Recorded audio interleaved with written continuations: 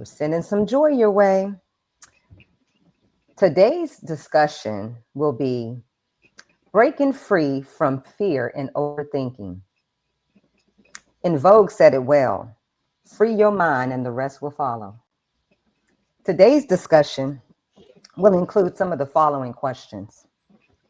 What are some of your biggest fears? How have you addressed these fears? Who has had an impact on your thinking? Share a time when you overcame fear and how did you feel? We want to hear your thoughts. Please join our live by sending us an email. Join live to innerjoyspodcast.info@gmail. So let's go ahead and get started. Lisa. So before we get into the discussion, I want to give a definition of what is overthinking for the audience. Okay. So overthinking is a mental process characterized by excessive and repetitive thoughts about a specific issue, event, or decision. It often involves getting trapped in an endless loop of worry, replaying past events, and obsessing over what-if scenarios, which can lead to stress and disrupt decision-making. Essentially, overthinking prevents individuals from processing information effectively and can result in mental exhaustion. So the reason that I wanted to give the definition is to be clear about what overthinking looks like. And so overthinking tends to happen at night. That's a common issue where when it's time to go to bed, when you're not busy, you're not distracted, and now you want to rest, overthinking can come into play where you're just having racing thoughts one after another, which prevents you from being able to fall asleep. And usually this is because of some sort of fear. So not only are we talking about overthinking today, we're also going to talk about fear and how fear of the unknown can lead to overthinking. At night, huh? And it's interesting because, parasites are very active at night. So that's a very interesting thing when you said that you start overthinking. That's when those parasites gets to moving. At night, they start laying their eggs because they know that a lot of them are about to be extracted, because usually when your body shuts down and goes to sleep, you're detoxing. And so those parasites are trying to lay their eggs so that they don't have to leave. That's an interesting point. Interesting. So it just goes to show how everything really connects together. Mm-hmm. You know what I'm saying? Mm-hmm. Your physical, your mental, your emotional, your spiritual health, everything connects together. That I did not know. Wow. Yes. So let's talk about this fear. That's it. Let's talk about this fear. So some people use the term or the acronym for fear called false evidence appearing real. Mm-hmm.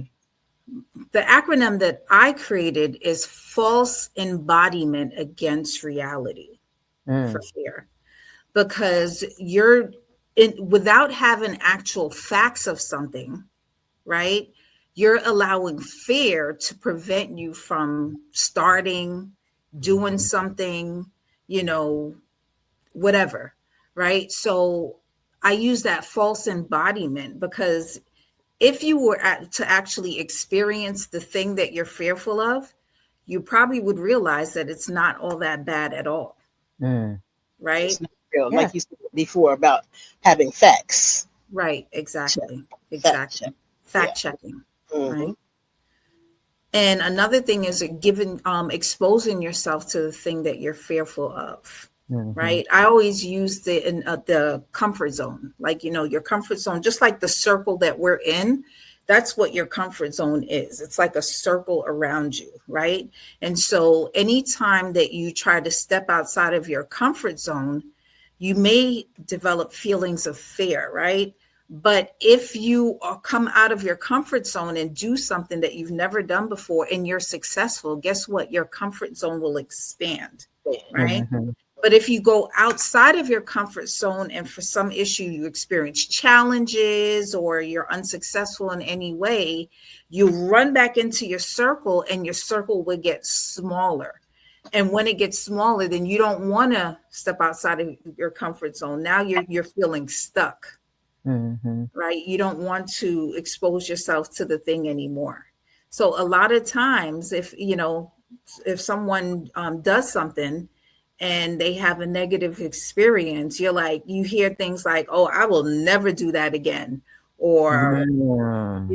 I had a Mm. horrible experience, right? Yes. And Yes. so they don't want to do the thing anymore. So, But at least they had the experience to say whether or not, now when they did the experience, now they have the reality of the experience and knowing, hey, that's just not my thing. It's just not something I want to participate in again. Some people may try skydiving.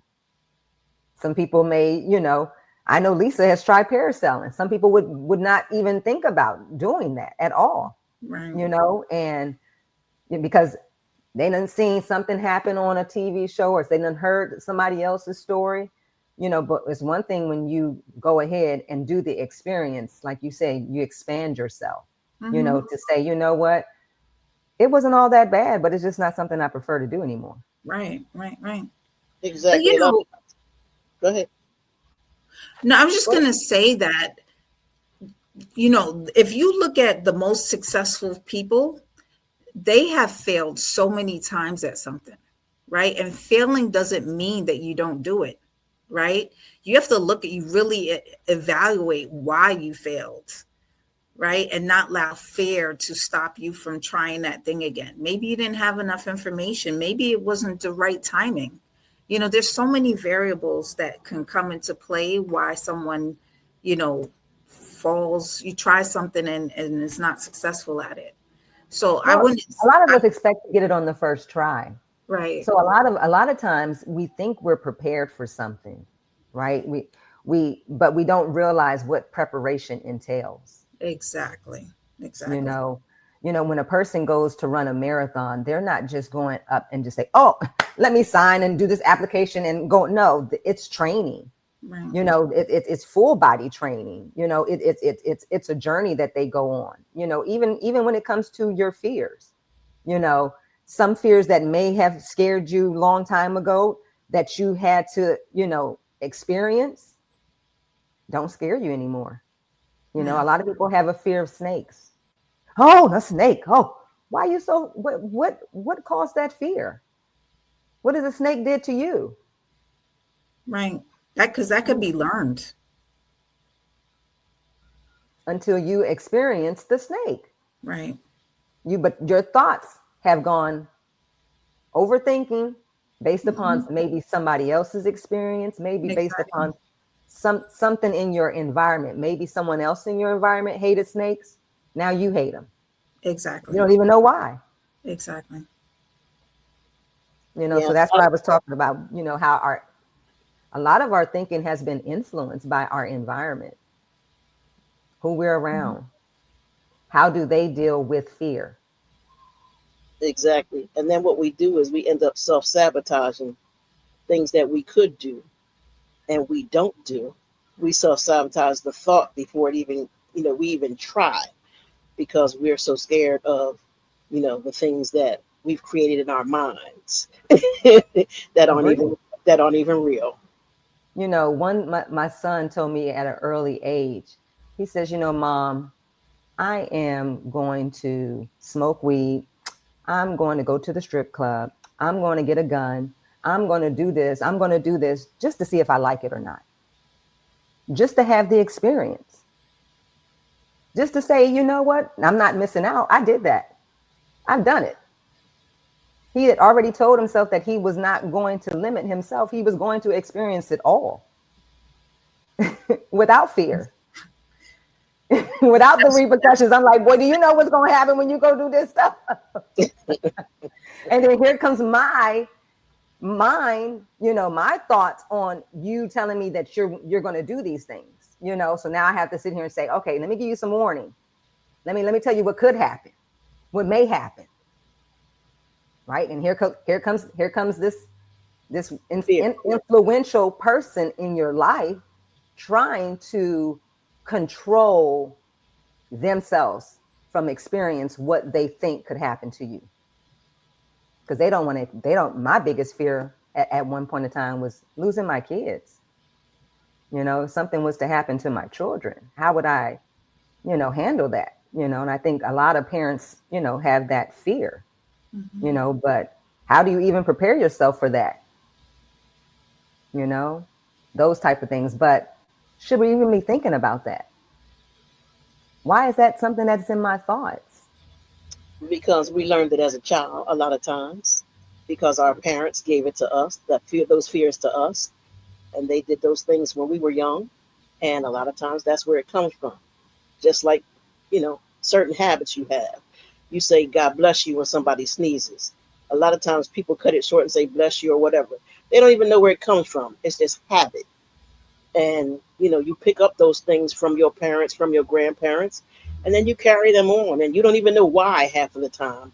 You just do it because they did it without ever even looking into it to see what it really means. And a lot of times, it's false. It's false. I look at you two and I say, Lisa moved to Ecuador. LG moved to Mexico. A lot of people won't even get on a plane. Hey, I was actually, I got on a plane when I was about seven, or no, I was about 8 years old. I got on a plane for the first time from Boston to Philly, and then I didn't get on a plane again until I was over 40. Hmm. And that was control. That was, Hmm. what I mean. And then one day I was like, you know what?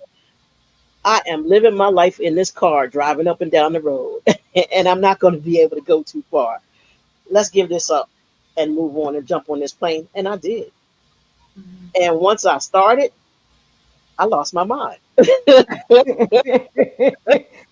wanted to be up in the air, huh? You air sign. I just started, and it's not that I was going a lot of places, but I had friends that were in Miami, and I started going down to Miami almost every season. You know what I That's a mean? quick flight. You That's know a what I mean? beautiful flight. Exactly. Just I just started because I love the beach, and I just started moving, just started hopping here, and then as I got a little bit into the flying, I was like, oh, waiting for that ding from Southwest for a cheap flight, and then I was gone. What, $49? What? You know what? In along the lines, No, that's exactly how I got to Mexico. One day I was on Southwest, and the ding came on, and the round trip to Cancun was $208. And I called Hmm. Robin and I said, hey, $208, we're going to Mexico. And I was like, hey, let's do it, because the fear was gone. But 10 years before that, it would have been, I'm going to drive to here and drive to Virginia Beach or drive to, you know, the Jersey Shore or something like that. And that was the extent of it. You know what I mean? Besides the driving that I did in Florida, and different things that I was doing. But I just, one day you pick up and just go, and it's freeing. It's freeing. And then you stop and think about, well, what took me so long? You know what I mean? Where did that come from? And that's fear, and it's overthinking. And mhm, it's overthinking, because when we have those fears as a young person, what happens is we start to feel like, well, and especially with the overthinking, we start to feel like we got to be in control of everything. We have to be in control of everything. And that's what happens. That overwhelming feeling of, you know, of fear, it's like you've got to control every situation so that you don't have that fear, no matter what the situation is. And mhm, once you really get over it, take some deep breaths and get over it and realize it, you can move forward and live your best life mhm. and enjoy your life. But you just mentioned like the coping mechanisms that we use in order to, help us along the way, right? And so, that was one of them, of not exposing ourselves to something, right? That's a coping mechanism, or needing to have control over the situation and trying to plan out every detail, but you can't control every detail. Similar to you, when I was 7 years old, I flew for the first time, but I flew by myself, and it was a horrible experience.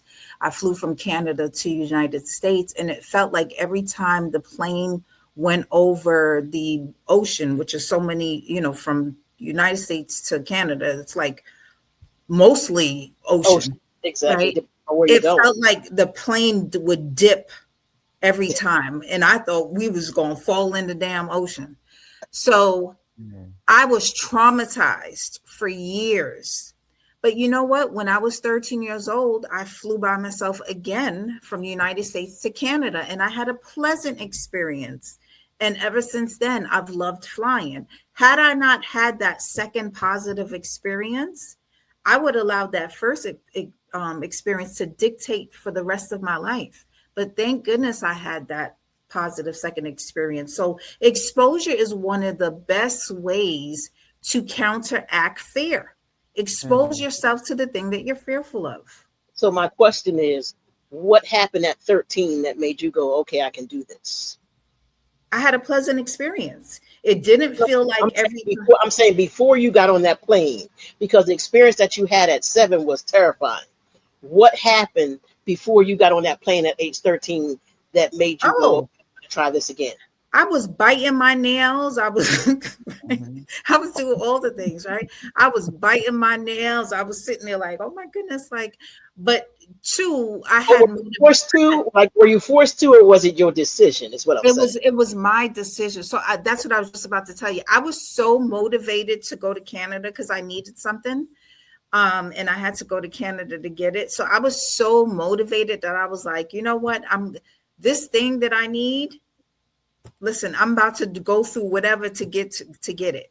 So, and then I'm glad that I had so much motivation then, because the experience was pleasant, and so I've been flying ever since. But that's just a matter of challenging yourself, even if you're fearful of something.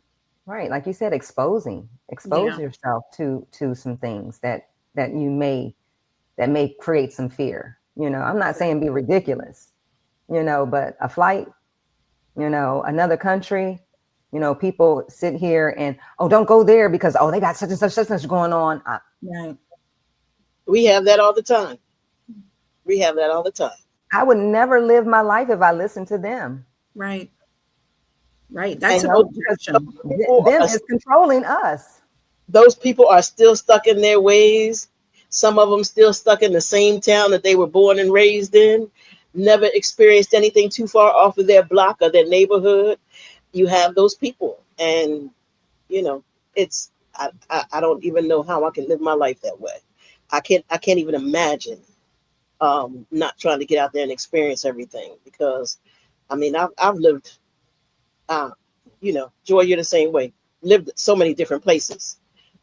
There's nothing for me to pack up and try something new, whether I know somebody there or not. And I've had people go, "Well, you what? You went there? You went there? You went there?" Yep, I packed up on a whim. I found out on a Monday from my job. I got promoted and got an office. I moved from Baltimore to Virginia Beach. From on a Monday, I found out, and on a Friday, the next Sunday, I drove down.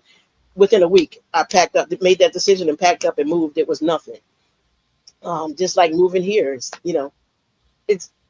I've always been that way, and I guess that stems from the things that I went through as a child. Just learned how to overcome fear with certain things, anyway. You know what I mean? Because there's still things that you may have some kind of fear in the back of your head about, but as a child, I went through a lot of things that just made me one of those people that was willing to try anything. You know what I mean? Well, not anything, but But no, those. that's a beautiful thing, because when I have my grand boys, and one of my grandsons thinks he can fly. Ojima, I gonna fly. I was like, okay, don't jump off this house. You're not, don't do it, you know? But what if he can fly? And I'm hindering him from doing some things. But Okay. let's try it. Let's do it on a lower surface. Let's see Okay. if it does happen, you Keep, know? keep him off the balcony. Keep him but off the balcony. but Right. you know, but his thought process of him being fearless at 2 years old, you And know, that's it. Because that's when you start telling kids no, because kids are not born with any fear. And we no start telling boundaries. them no, and we suffocate them and get them ready for that K through 12, that 13 years of programming. It's like we start telling them no, and then all of a sudden they lose their creation because we put them in a box because, you know, that's what that's how we were raised. Because maybe he'll invent a concoction that may be allows him to fly. Okay. Who knows? You know, by me saying, "Oh no, no, no, no, no," you know, maybe I had to say, "Okay, stop. Don't create no fear based upon what you think it could happen to him." Mhm. You know, And and that's it a was good point because a lot of fears develop in childhood, and then, you develop more fears, right, as an adult based on your experiences. But a lot of fears develop in childhood based on who your caregiver was and what they told you. absolutely. My parents allowed us to go outside without being, supervised. So we got into whatever we wanted to get into. We got into some rough and tough stuff. It was a point where it was a time in my life where I loved bees. I didn't really know anything about bees. So I'm going over here to this tree with all these bees and touching the bees and moving the bees and never stung me.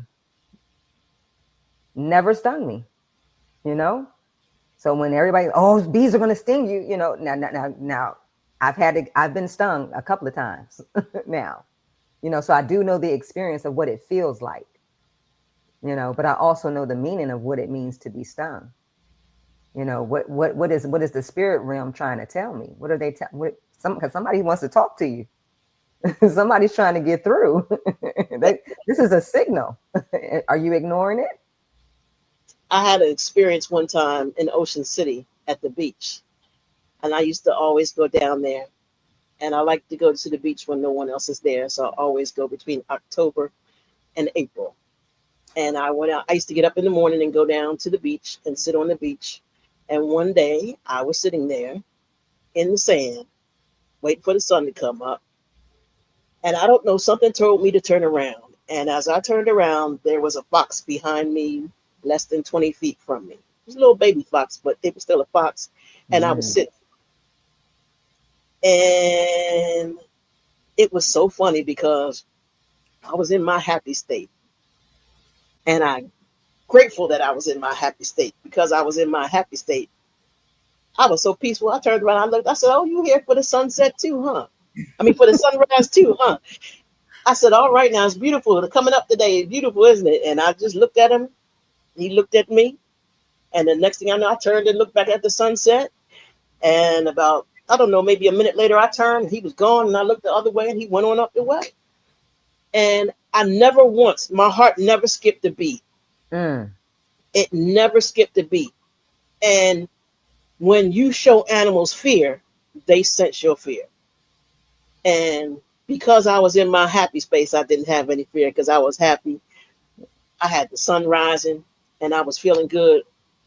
And, you know, but imagine if I had to turn around and, and, cause some kind of panic and what may have happened. And I thought about that as I walked back to the hotel, and I was like, wow. You know what I mean? Afterwards, I started that, I just breathed, I was like, wow, there I went overthinking. Ooh, what could have happened? You know what I mean? But Right. it did, Right. it didn't, because I was in that space. I was in that space.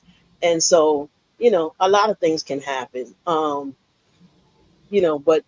fear is something else. And when you can stop and take those deep breaths, back to that again. You You can calm know, yourself in any situation. You really can. And fortunately, I didn't have to do that day. but I can only imagine if I had. But situations happen, and if you have yourself in a calm space and aren't in that overthinking and over panicking feel spirit, then a lot of times when those things happen, you can get yourself out of those situations with no problem. Definitely. So I'd like to talk about some strategies for overthinking. So if you find yourself overthinking, especially if it's at night, I encourage you to get a piece of paper and a pen and write those thoughts down. Mm-hmm. Okay, just get them from up here down onto a piece of paper. The second thing I would recommend is if there are negative thoughts, if you're having negative overthinking, racing thoughts, I encourage you to challenge those thoughts by fact checking them, right? And if there's no facts, if there's no evidence, then it's just a thought. It's not even real. There you go. Okay. The third thing I would recommend is question where these thoughts are coming from. Is it your thoughts or is it somebody else's? Right. Because a lot of times those seeds get planted in us. We were Mm-hmm. perfectly fine. And then we shared something with someone and they're like, oh, no, you don't want to do that because X, Y, and Z. That's not even our thought. That's somebody else's. So, rationalize whether it's your voice or somebody else's voice. And the last one is to meditate, right? Meditate is a good way to reset yourself and to quiet those thoughts, especially if they're negative thoughts, right? And I'm going to say this because people don't talk about it enough. Initially, when you start to meditate, it is going to be challenging because it's Mm-hmm. like you against those thoughts, right? You're trying to quiet those thoughts. So it is going to be challenging at first, but I wouldn't tell you to stop doing it, right? Keep doing it over and over again, like riding a bike. You don't quit the first time you fall off the bike. You get up and you keep doing it. Same thing with meditation. You keep doing it over and over again, and eventually you're going to notice a minute goes by where you're not having any thoughts, And right? don't It's just overthink it. quiet, Don't overthink meditation. right? And Exactly. the other thing Breathe. that's important Even if about you just meditation, count, yes, count. that's the other thing that's important about meditation. You should always start your meditation just with breathing, because breathing is meditation. Mm-hmm. And you know those deep breaths in through the nose for 5 seconds and then out through the mouth. And if you push all the air out of your body till you can't have any more, till you're like, ugh, you know what I mean? Mm. And do that. That's a form of meditation within itself. And that can lead you into a deeper meditation. But sometimes it is. It's just breathing. It doesn't have to be deep. It doesn't. It doesn't not have to be deep. It doesn't. Right. It doesn't. It doesn't. And it will the breathing will actually calm your And I spirit like, yeah. to the point where it is easier to get into a meditation if you want to do a certain type of meditation. Mm-hmm. But just oxygen to the brain. Right. Focus on the breaths. Brain. So There you be go. in tune with your core, right? Because Slowing some things down, There you right? go. Because you have different breathing techniques. This is why you're saying, an inhale for 5 seconds, an exhale for 5 seconds, because there's different breathing techniques. There's mm-hmm. one that's like a choo-choo train where you're Right. fast, fast, fast, fast, fast, right? When you're trying to heat up a certain area of the body, right? But when you're trying to slow down things, you slow And down things with relax. your breath, Exactly. you know, by calming yourself, you know. So that meditation for me at first was very hard, very hard, very hard, because I had so much going on. I had so many Mm-hmm. thoughts that I hadn't addressed, Right. So I wrote them down, and the negative ones I burned. There you go. Yeah. There I use nature. I use fire, and I released it, and I said, "Hey, refine the way I'm feeling. Make these negative things, something that was nutrition for me. Make it nutritional. Make it feel better inside of me, just by addressing it. Mm-hmm. Didn't realize, we were setting so many limitations on ourselves through the fear and the overthinking. You know, a lot of the times we just don't even know how powerful we are. Exactly. you go. Exactly. Because these days, with everything going on, we're inundated with so much information that it's hard to turn it off. It's so hard to turn it off. And that's just one of the best ways to do it. Just take that deep breath. Take that deep breath and move on. And cut it off. Yeah, Turn it off. yeah. Turn it off. And go inside and get you some inner joys. Right. You got it. Well, if you liked what you heard today, we recommend that you like and subscribe to our channel. And next week, the topic is going to be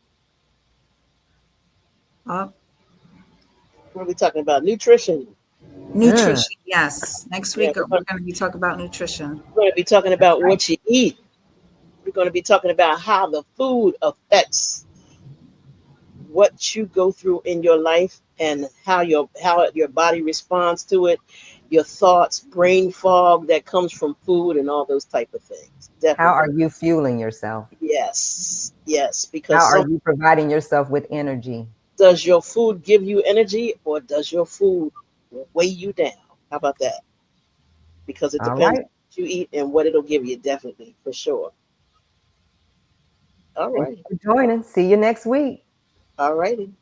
Peace. Bye bye. Peace, everybody. Oh, and before we end up, I just want to say peace and love to the RVA, the 804. We love you, D. All right.